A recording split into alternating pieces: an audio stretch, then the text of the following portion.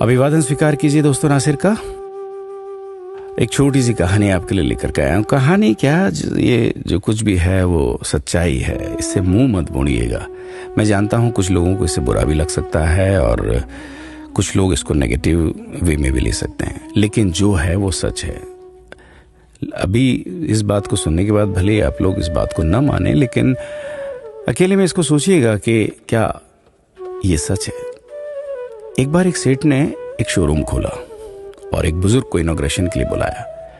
उद्घाटन के बाद जैसा कि होता है कि शोरूम के मालिक ने उन बुजुर्ग की बड़ी इज्जत की। बड़ी इज्जत अफजाई करने के बाद उनको बताया कि देखिए, यहाँ पे 21,000 चीज़ें हैं इस शोरूम में बेचने के लिए। इसमें से आपको जो भी चाहिए, जितनी चाहिए आप ले लीजिए। बुजुर्ग हंसे और बोले कि इनमें से एक भी चीज़ मुझे जीने के लिए ज़रूरी नहीं लगती। मुझे तो इस बात का ताज्जुब होता है, आश्चर्य होता है कि इंसान इन सभी गैर ज़रूरी चीज़ों का इस्तेमाल करता कहाँ है। अब देखिए, एयर फ्रेशनर के बिना किसकी सांस रुक गई? फेस वॉश का इस्तेमाल नहीं किया तो कौन काला हो गया? होम थिएटर लाकर कितने लोग कलाकार बन गए? कंडीशनर से किसके बाल मुलायम और काले हुए हैं? अरे, जो डाइनिंग टेबल यूज करते हैं, क्या उनके घुटने नहीं दुखते? थोड़ा दिमाग पर जोर डालकर याद कीजिए कि हैंड वॉश के बिना आपके किस दादा के पेट में कीड़े हो गए थे। अगर हम डीओ मारकर निकलते हैं तो क्या लोग हमें सूंघने आते हैं?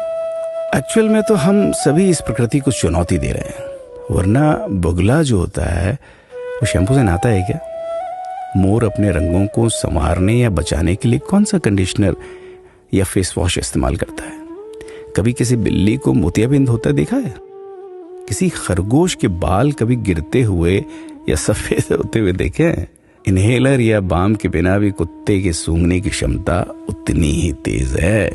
मधुमक्खी का शुगर लेवल बिना दवाई के भी कंट्रोल में ही है। अलार्म के बिना भी मुर्गा रोज उठकर बांग देता है। दरअसल इंसान पैसा खर्च करके दुखी होने की चीजें खुद ही खरीदता रहता है। नेट बंद तो दुखी, लाइट जाए तो दुखी, मोबाइल का चार्जर खराब तो दुखी, केबल टीवी कट जाए तो दुखी, मच्छर मारने की दवाई ना मिले तो दुखी, महिलाओं को मेकअप ना मिले तो दुखी, मैचिंग कपड़े नहीं मिले तो दुखी।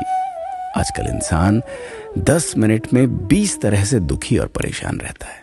बाकी तो गुड़ की रोटी या प्याज रोटी खाकर हाथों का तकिया बनाकर पीपल के नीचे जो आराम से सो जाता है, उसे दुखी करने के लिए तो फरिश्तों को नीचे आना पड़ता है।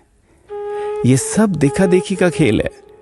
सच तो यह है कि सुखी रहने के लिए बहुत कम खर्चा होता है, लेकिन दूसरों को दिखाने में कि मैं कितना सुखी हूं, इसी में बहुत ज्यादा खर्चा होता है। जैसे जैसे सुविधाएं बढ़ रही हैं, दुखी होने के रास्ते भी खुलते जा रहे हैं। अगर आपको ये सब सच लगता है तो लोगों को जागृत कीजिए और फिजूल खर्च से बचाइए।